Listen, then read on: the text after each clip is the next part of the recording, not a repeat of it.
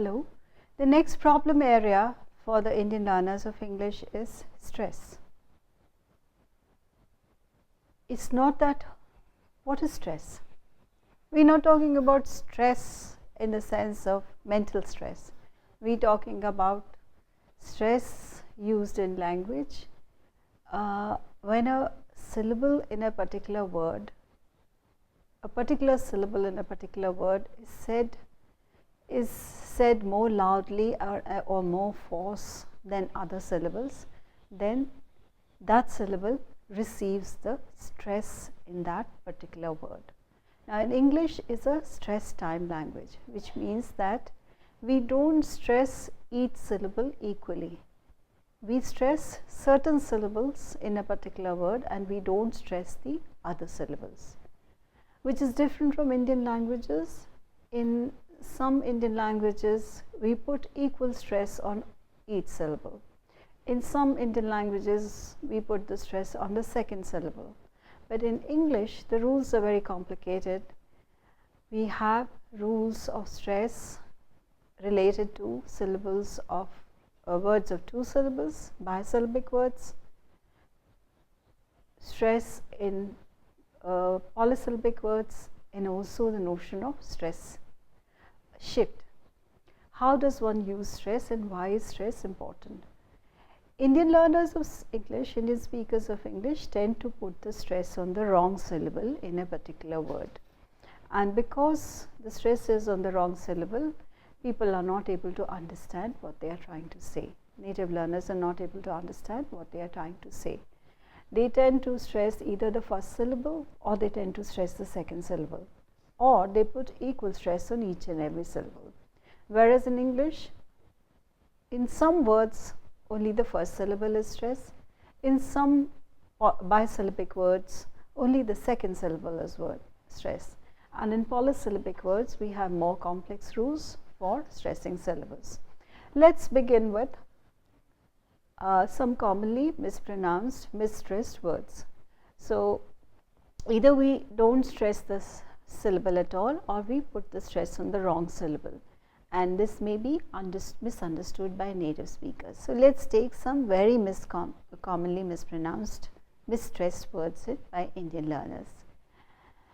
I was thinking of, let's take some examples from the public domain which might be familiar to some of you or most of you.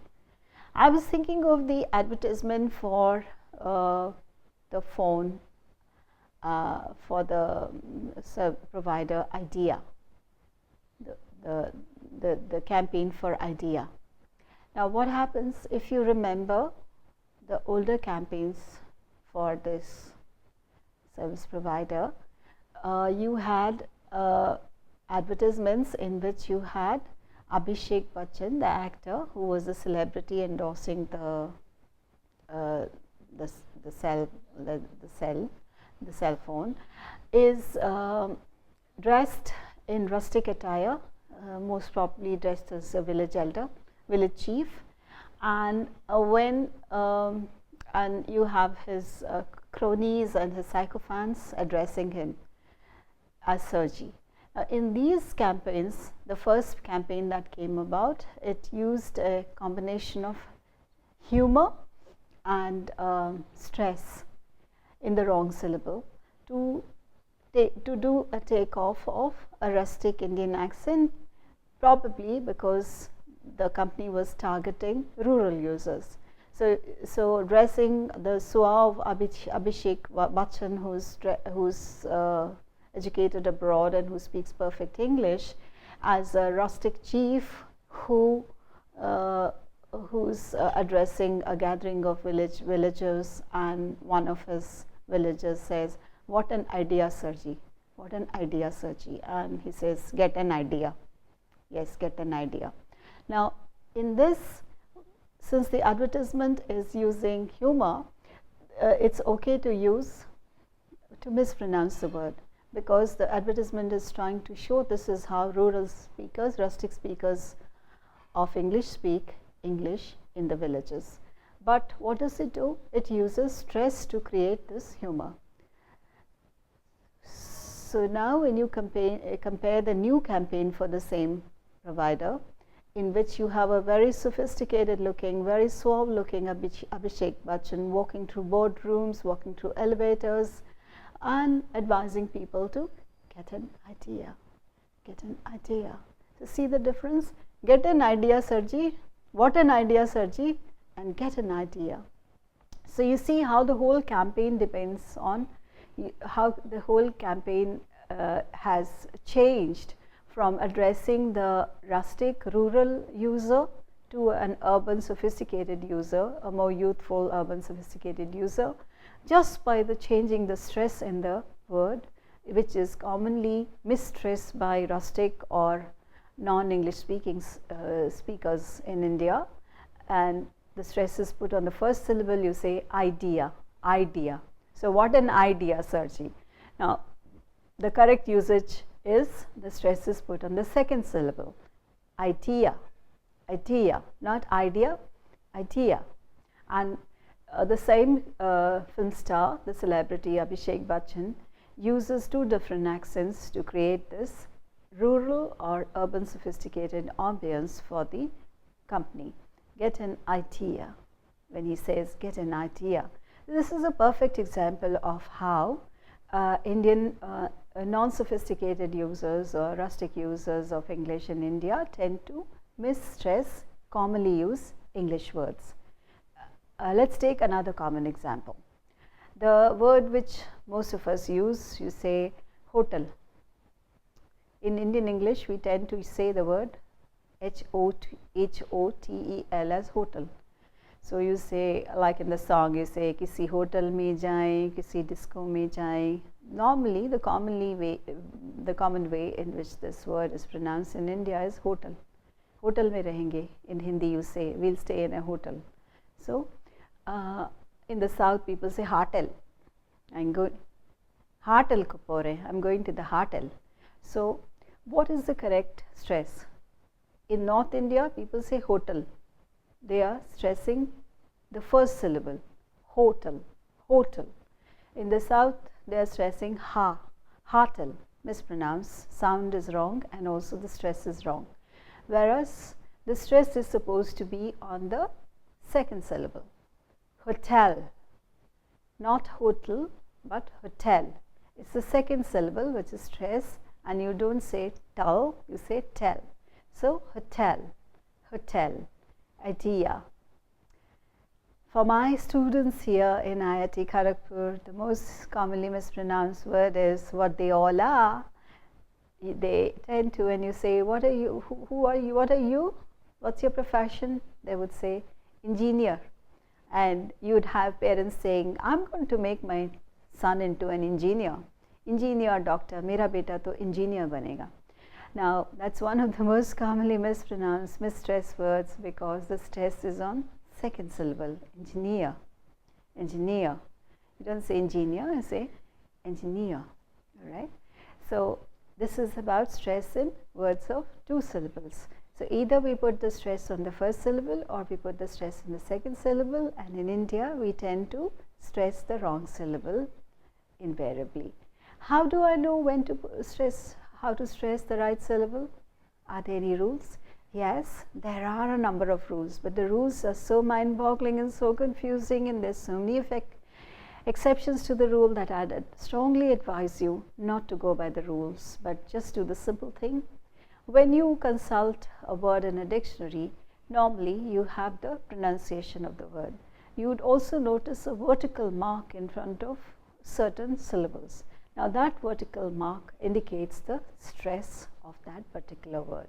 So one way is to use the dictionary, and I know we are all very lazy. When we have common words like idea or activity or follow or husband or industry, we don't want to go and consult the dictionary for looking up such simple words. We tend to look up only more complicated words. So that's one option, that you check the stress by looking at where the vertical mark is placed. Usually the vertical mark is placed before the stress syllable. The other easier way and quicker way is to listen to people. listen to people who you think you consider as good speakers of English. Just listen to the speech and compare your own stress patterns with theirs. Take very common words. I myself find myself doing it because I found, what was the word the other day, I found I was tripping over that word because I was putting the stress in the wrong syllable. I'll come to that. But even a word like activity, we tend to say activity.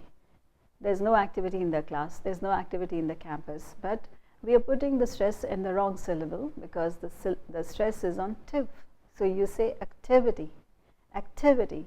Or you ask people, the steel industry in India is going through a loss, steel industry. But where are you putting the stress? On industry, industrial revolution. Okay?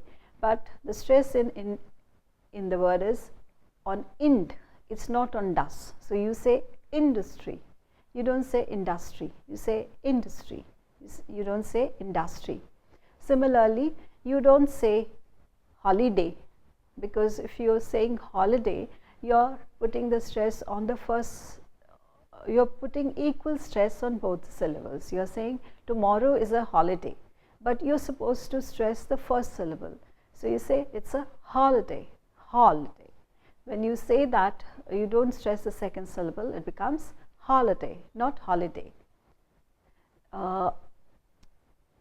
From words of two syllables, I take you to the next example, where in words of two syllables, bisyllabic words, the stress shifts depending on whether a word is a noun, an adjective, or whether it's a verb.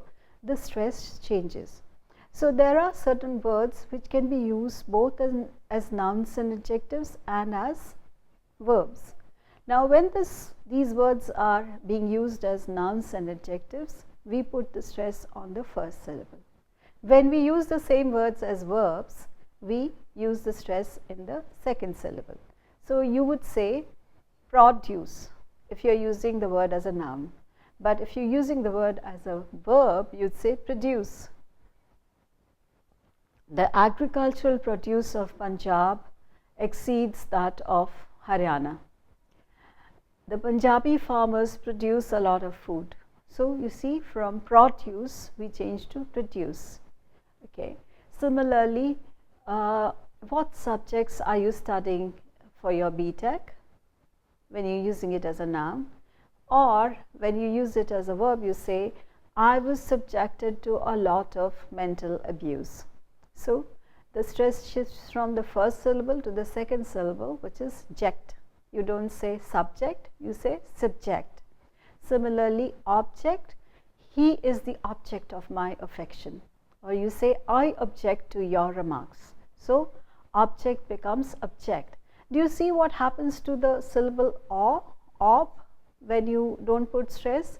When you don't put stress on the syllable ob, the first syllable, the or turns into a, sure.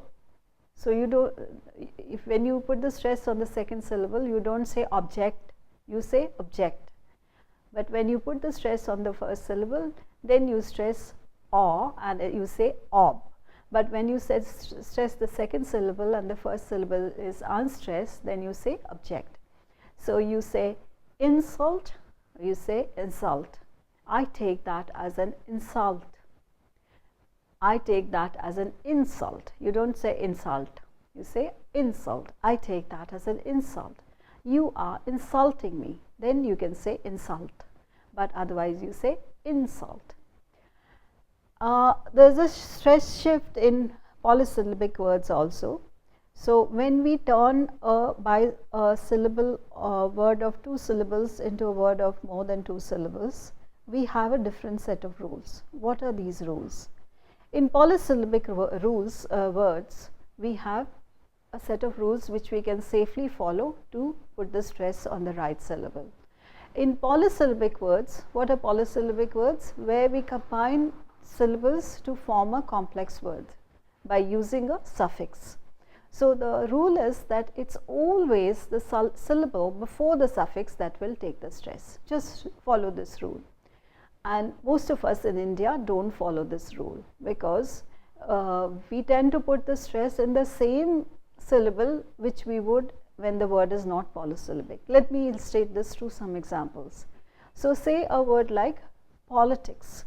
Where is the stress? The stress is on politics, politics. But when the word becomes polysyllabic, when we add a suffix "cul" to it, then the stress shifts to the syllable just before the suffix. So we normally we hear people saying political. It's incorrect, because the syllable just before the suffix "ical" should get the stress. So you should say political. Pol becomes O, and the stress is on it. Political. You don't say political, you say political. The stresses shift from pol to it. Similarly, you say politician, because the suffix is ian or shan. So you say politician. The stress is on T. Politician, physician. All right. Take another example. Photograph. Where do we put the stress? We put the stress on photo. But when we say the art of taking photographs, we say photography. We don't say photography. Indian users tend to say, they carry over the same stress of photograph and they say photography. उसको बड़ी अच्छी photography करनी आती है. He knows how to photograph very well. उसको photography. Instead of photography, the stress shifts. The suffix is e. So the syllable before the suffix will take the stress, which is photography. Photographer. Photography.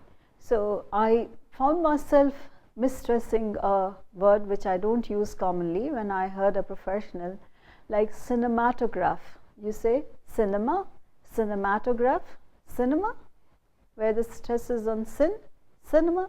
But when you say cinematograph, the suffix graph, you say put the stress on the syllable just before the suffix, and you say cinematograph. The stress is on matograph, cinematograph.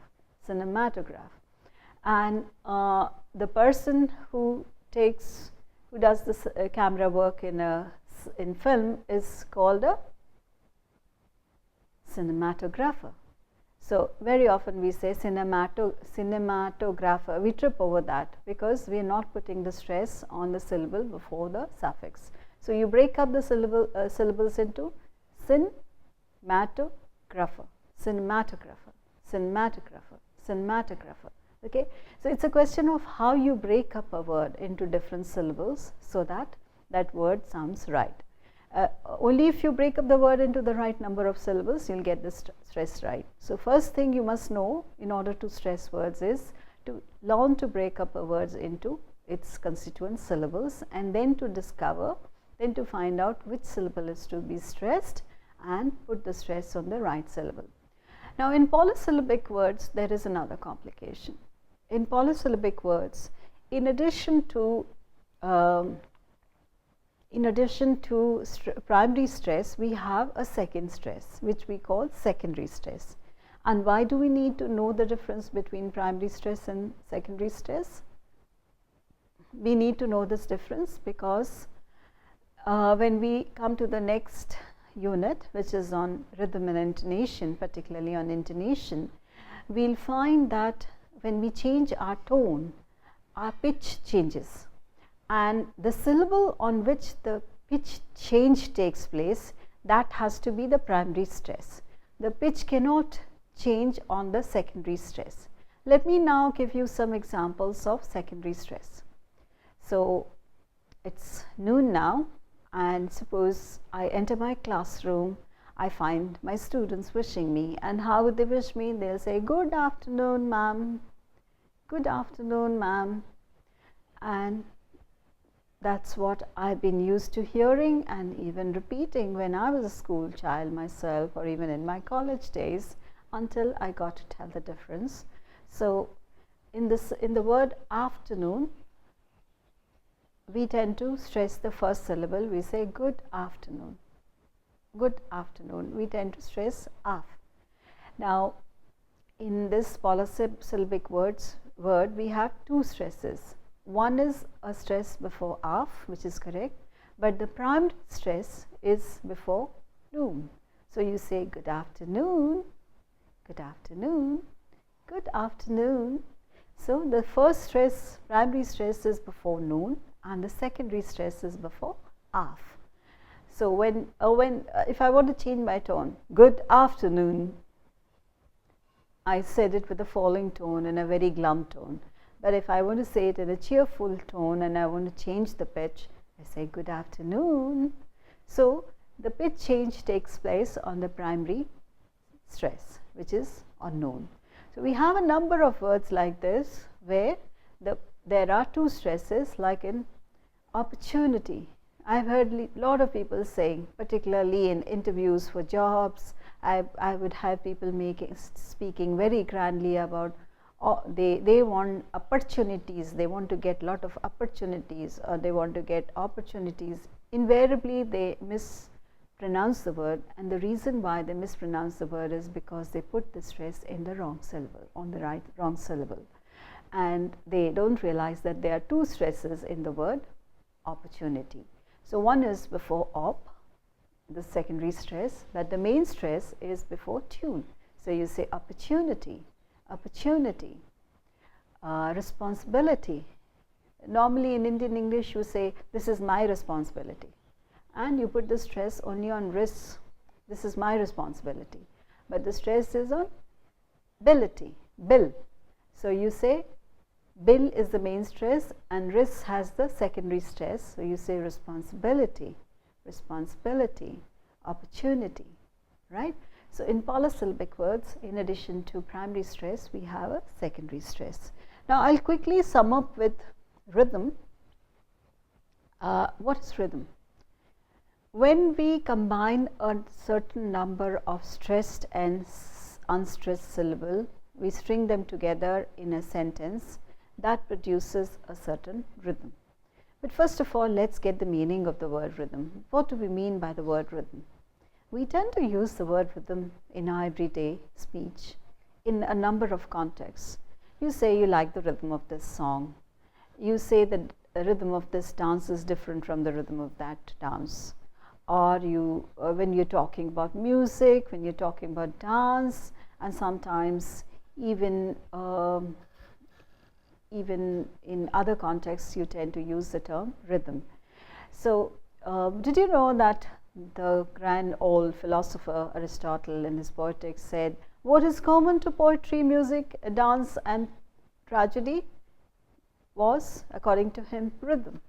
So to extrapolate from Aristotle, let's say that rhythm is not only the common thread running between music, dance, poetry and tragedy, but it's also something which is prevalent, which is a part of language. Every language has its own distinctive rhythm. Every language has its own distinctive rhythm.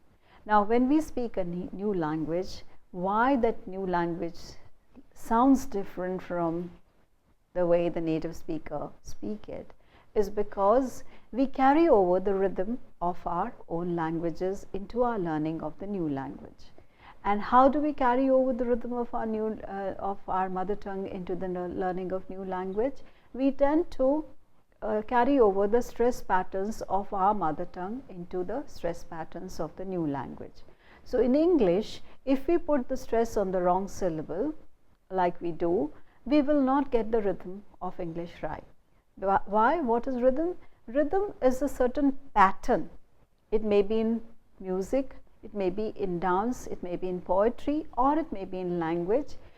The pattern which is produced by a succession of by something which is repeated after periodic intervals. So it may be a step, or it may be a sound, it may be a note, which is, or it may be a rhyme scheme which is repeated after regular intervals.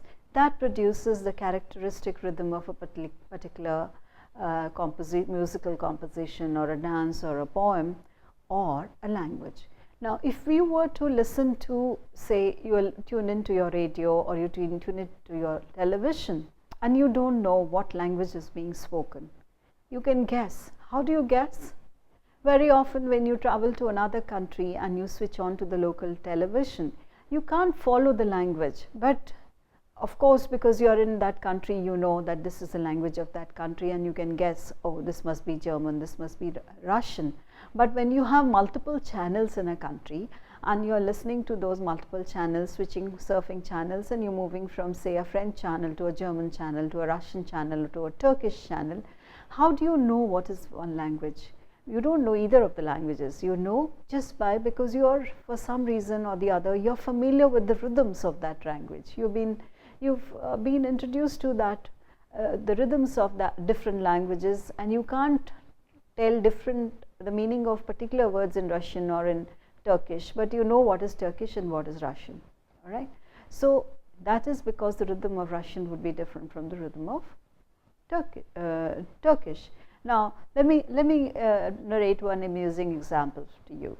Now, when I moved into Singapore for a year-long appointment, I switched on to the channels in my hotel room, and of course, like there were not too many choice of channels. We just got the local television, and there was an English language channel, there was a Chinese channel, and there was a Tamil channel. I was surprised to find that there was a local Tamil channel, and then I find a channel which is called Surya, which is spelled as S-U-R-I-A, and it's spelled Surya, and I see a kind of I could watch something like a chat show on Indian television, or more like a female feminine kind of exchange of tips on makeup and dress and that kind of lifestyle chat show. And I found these two young women who were dressed identical to Bollywood film stars, and they had images of Shah Rukh Khan, Priyanka Chopra in the background. Now, what was my assumption? My assumption was that this is an Indian language channel because of the way these young women were dressed, and also because of the posters adorning the walls behind them. And also the confusing name of the channel, because in India also we have a channel called Surya in the south, which is of course spelled as S-U-R-Y-A. So I was completely confused, but yet I wasn't sure. I kept thinking, now this is not the Tamil language channel, because I do understand a bit of Tamil. It didn't sound like Tamil to me. Later, when I got to stay there for longer, I found it was a Malay channel. So just by the rhythm of the language, I could guess this is not an Indian channel, even though there were confusing signals like the dress of the young women or the Bollywood film stars posters in the background. So every language has its own distinctive rhythm, and if we change the stress pattern, now I'll quickly summarize how is the rhythm of English different from Indian.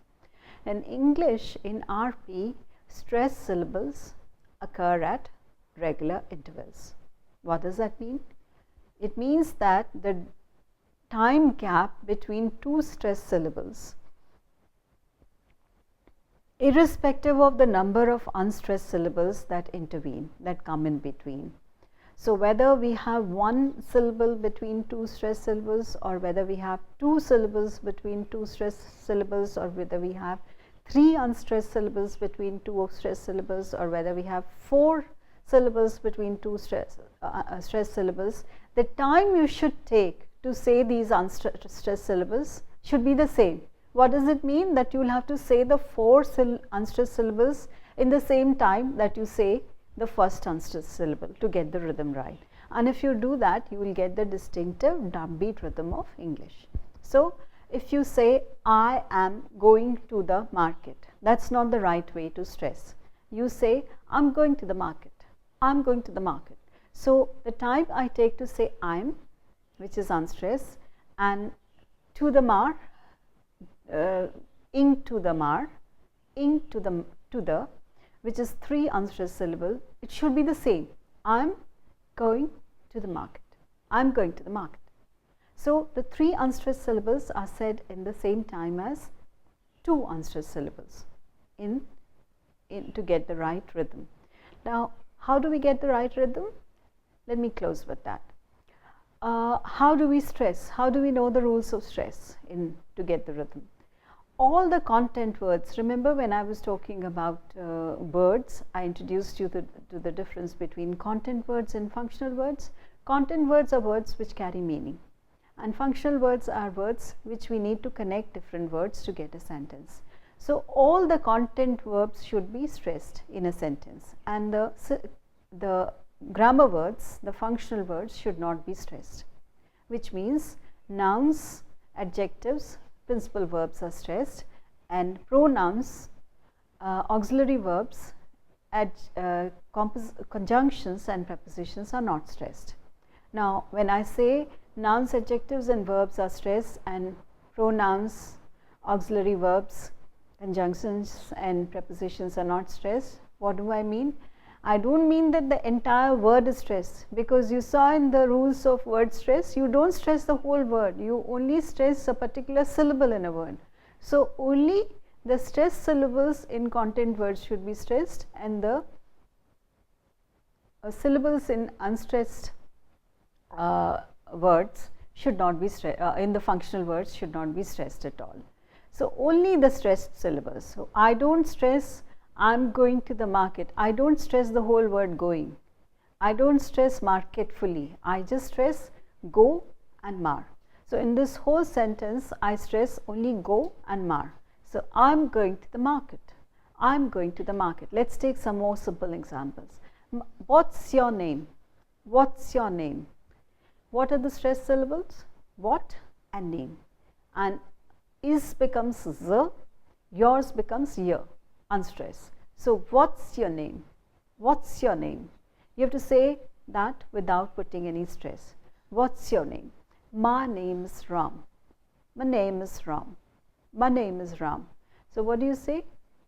Name and Ram is the stressed syllable. You don't stress my name is Ram, because then you'd be stressing the pronoun. You say my name's Ram. And you're speaking very fast, the my is almost not heard. You say my name is Ram. Name is Ram. Name is Ram. But in Indian English, think of the song, my favorite song, in fact, you hear it on Star Gold all the time. My name is Anthony Gonsalves. Now, what are we doing?